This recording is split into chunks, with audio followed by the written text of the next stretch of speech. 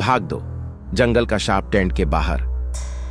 मौत भीतर सन्ना की लाश को देखकर ईशा बेसुध हो गई। रोहित कांप रहा था। फैजान का कैमरा गिर चुका था। कबीर ने सन्ना को नीचे उतारा।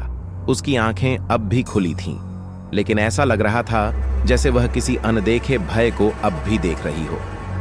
हमें यहां से निकलना होगा अभी, फैजान चिल्लाया। अर्जुन अब तक नहीं लौटा और सन्ना मर चुकी है।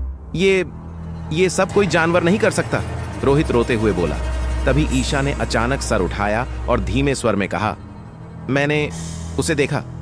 किसे? कबीर ने पूछा। एक औरत, पर वो पूरी औरत नहीं थी।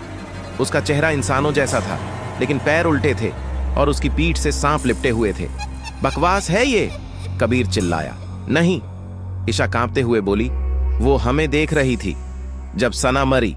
चिता और चेतावनी दोस्तों ने सना की लाश को जलाने का फैसला किया। आग जलाते समय अचानक हवा एकदम बंद हो गई। वातावरण में एक भारीपन छा गया। ये आग जल क्यों नहीं रही? फैजान ने परेशान होकर कहा। तभी एक बूढ़ी औरत की आवाज आई, पर आसपास कोई नहीं था। शापित भूमि पर शांति नहीं मिलती। कबीर ने टॉर्च चारों ओर घुमाई। पेड़ के पीछे एक काली आकृति खड़ी थी। आंखें चमक रही थीं, जैसे अंगारे। भागो, रोहित चिल्लाया और सब भागने लगे। पर तभी फैजान जमीन पर गिर गया। जब सब ने पीछे देखा, उसका शरीर जमीन में खिंचता जा रहा था। फैजान, ईशा चिल्लाई, पर अब तक वह घुटनों तक मिट्टी में समा चुका था।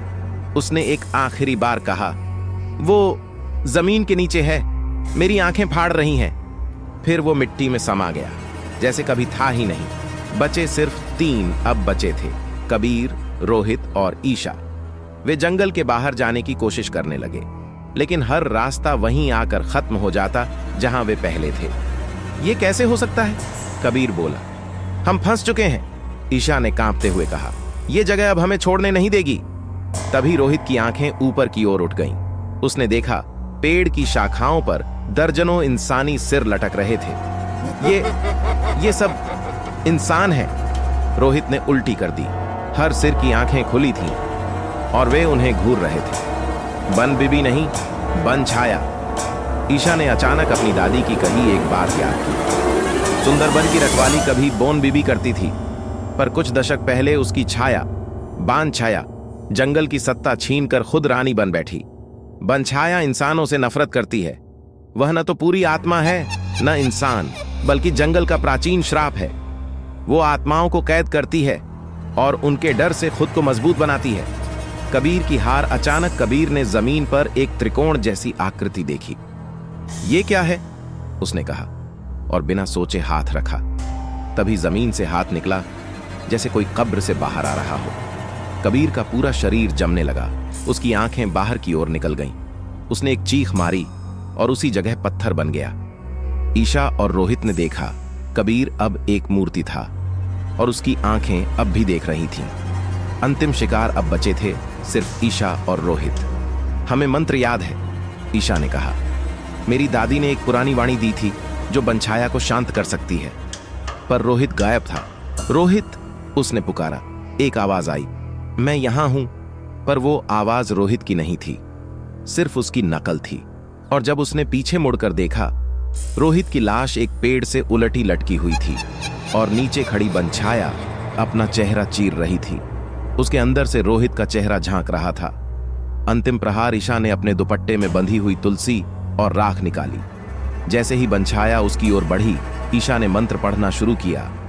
जो छाया से आया वही छाया में समा, भूत की रानी अब न रहे सदा। बनछाया चीखने लगी। जंगल कांपने लगा। आसमान में बिजली गिरी और बनछाया जोर से चिल्लाकर धुआं बनकर उड़ गई। सुबह। पर सब कुछ बदला हुआ। सुबह की पहली किरण में ईशा अकेली टेंट के पास बैठी थी। चारों ओर सन्नाटा था। हरिमोहन की नाव वापस आ गई थी। तुम जिंदा हो? बाकी सब? उसने पूछा।